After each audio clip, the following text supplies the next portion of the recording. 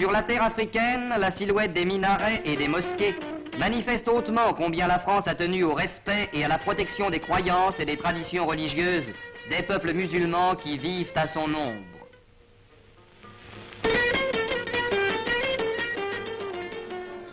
En organisant, au départ de Rabat et de plus loin encore de tous les centres de l'Afrique française, le premier pèlerinage de la Mecque qui ait eu lieu depuis 1939, elle a donné un nouveau témoignage de son respect de l'islam.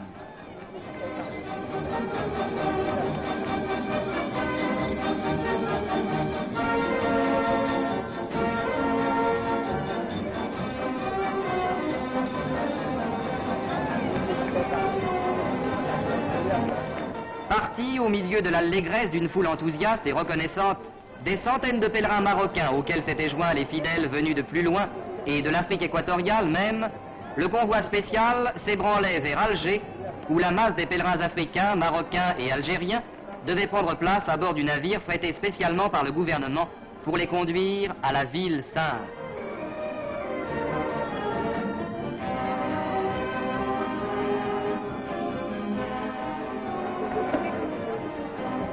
À Alger, une foule bariolée a empli les quais de débarquement. Les wagons laissent couler intarissablement le flot des pèlerins et de leurs bagages pittoresques.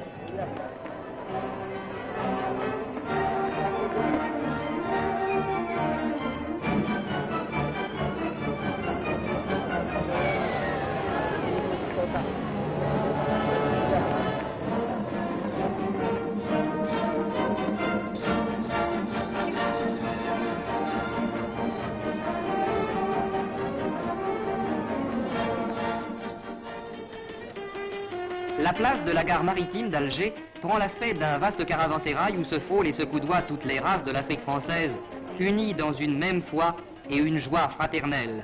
Image extraordinaire, des amis se retrouvent, des amitiés se nouent, des hommes qui ne s'étaient jamais vus commencent à se parler en frères.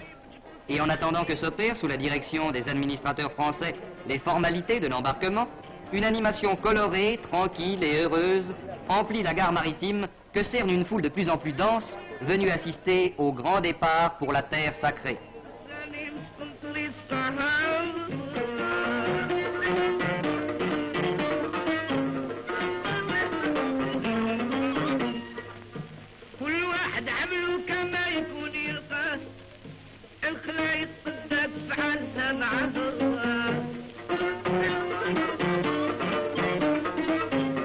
En dépit de la misère de l'après-guerre et de la pauvreté de ses transports maritimes sévèrement touchés par la guerre, la France a voulu mettre le plus beau navire de sa marine marchande au service du pèlerinage. L'Athos II, paré du Grand Pavois, allait embarquer les quelques 1300 pèlerins, 160 de l'Afrique noire, 560 du Maroc et 560 d'Algérie. Scène touchante. Toutes les classes, tous les âges se rencontrent ici. Le vieillard et l'infirme, l'enfant et l'homme mûr, le riche et le pauvre. L'élévation de la foi réussit ce miracle de mêler sans heurts dans la bonté et la joie ces éléments dissemblables qu'anime à ce moment un seul désir, prier devant le tombeau du prophète. Tout a été exactement prévu pour le voyage. À aucun moment de la traversée, les pèlerins ne manqueront de viande fraîche. Les entrepôts frigorifiques de l'Athos II sont abondamment approvisionnés. Et dans la ferveur et le calme, les pèlerins, un à un, gravissent l'échelle du bord.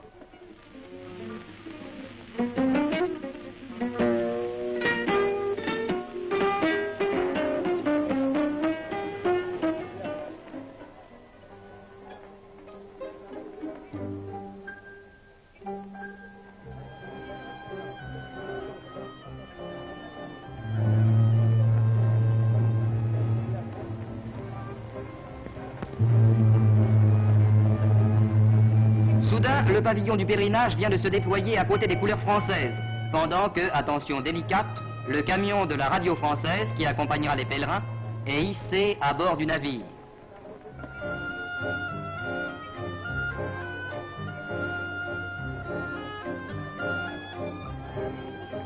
Et voici, témoignage particulier de l'attention du gouvernement français, voici le gouverneur général de l'Algérie, M. Yves Châtaigneau, qui vient souhaiter bon voyage aux pèlerins.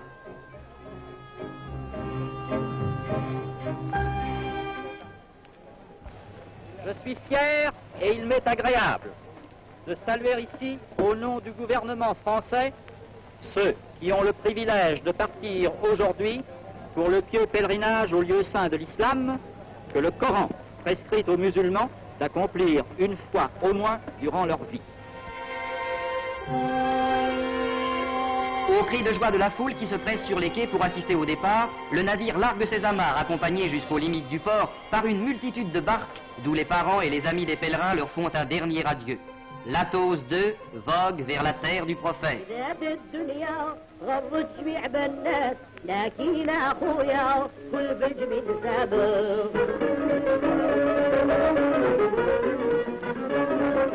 Une dernière escale, Bizerte, où émergent les traces de l'immense drame qui endeuilla le monde, attend l'Athos II. De Tunisie, en effet, 220 pèlerins vont partir avec leurs coreligionnaires pour se joindre au pèlerinage. Et dans le même ordre et la même ferveur, les scènes de l'embarquement se répètent.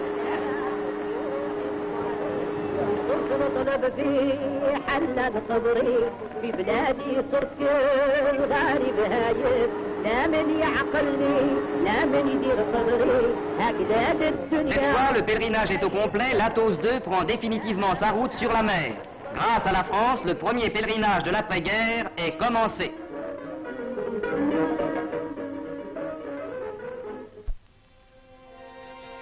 Pendant ce temps, sur la vieille terre des pharaons, où impassibles les vestiges des civilisations évanouies regardent défiler les siècles, l'Égypte musulmane se prépare également au pèlerinage. C'est en effet la charge du Khedive de faire tisser et d'adresser chaque année à la Mecque le tapis sacré qui couvrira les 4 faces de la Sainte Kaaba. Des cérémonies accompagnent cet envoi traditionnel du Kisva et du Izam, toujours accompagnés du palanquin symbolique, le Mahmal.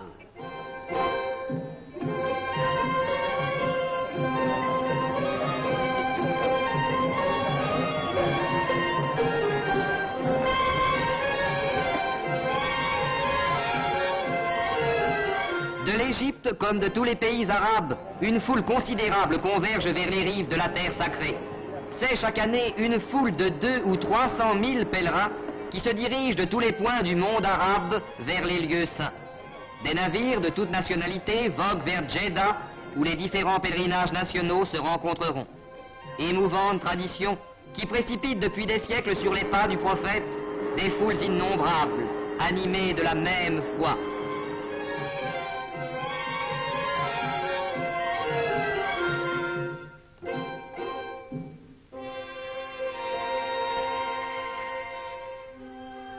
La vie continue sans heurts à bord de l'Athos II. Dans la petite mosquée de toile aménagée sur le pont, les croyants égrènent leurs prières sans fin. Le navire n'appartient aujourd'hui qu'à la foi. Et de jour en jour, d'heure en heure, on sent ici grandir l'élan vers les journées saintes qui vont venir.